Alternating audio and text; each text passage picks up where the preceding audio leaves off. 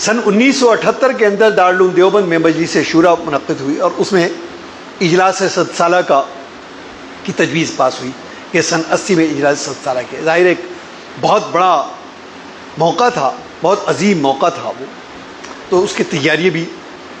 تو اس لیے 2 سال پہلے یہ تجویز پاس ہوئی۔ میرا طالب علمی کا دور تھا،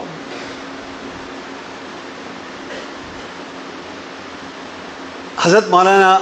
سید اظہر شاہ قیصر جو حضرت مولانا سید انظر شاہ نور اللہ مرقدہ کے بڑے بھائی تھے اور ماہنامہ دارالعلوم کے دہائیوں تک وہ مدیر رہے، بڑے صاحب طرز ادیب، بڑے بے تکلف لکھنے والے، بہت اچھی تحریر، بڑی شستہ انداز بیان، بڑی خوبیاں تھیں، بڑی شفقت کا معاملہ تھا۔ میں ان کے پاس ان کے دفتر رسالہ میں گیا، یہ گویا اس دن کی بات ہے جس دن مجلس شورا ختم ہوئی، اس کے ایک دن بعد کی۔ مجھ سے کہنے لگے کہ میاں صاحبزادہ یہ سنا تم نے دارالعلوم دیوبند میں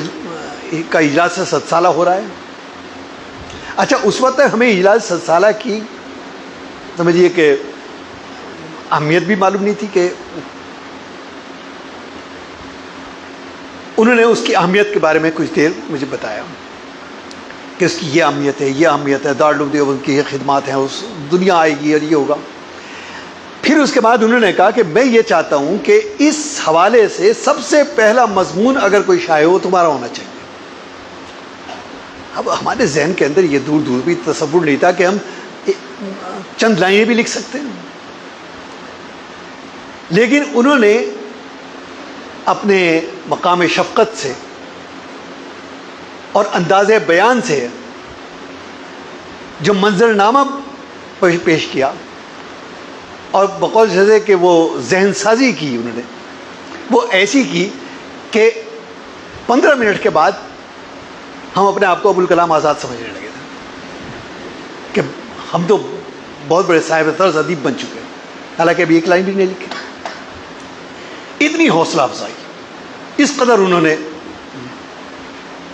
غرض وہ مجھ سے کہا کہ لکھ کے لاؤ۔ خیر وہ بڑی مشکل تمام بہت محنت کر کے ہم نے ایک تقریباً آدھا پون صفحہ کا ایک مضمون لکھا جس میں تقریباً 1.5 دن لگ گیا،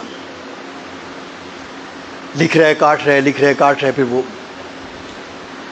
اس کے بعد لے کے آئے ان کے پاس کہ یہ لے گیا، اور شرمندگی بھی ہو رہی کہ کیا کہیں گے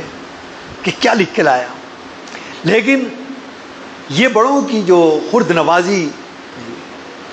انہوں نے اس قدر تعریف کی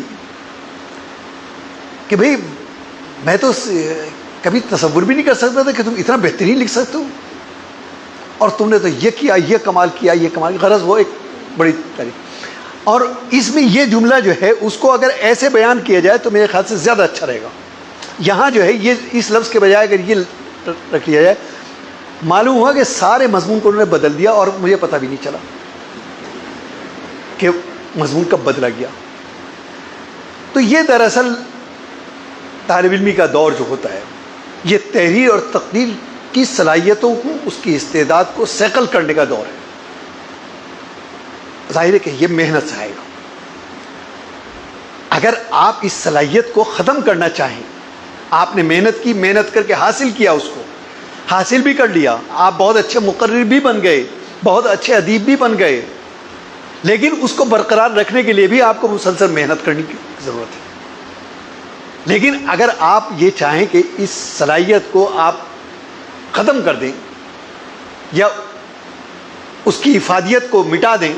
تو آپ کو کوئی محنت کرنے کی ضرورت نہیں، آپ اس طرف توجہ چھوڑ دیجیے۔ آپ توجہ چھوڑیں گے، رفتہ رفتہ وہ صلاحیت خود بخود عدم کے اندر چلی جائے گی۔ تو معلوم ہے کہ وجود جو ہے وہ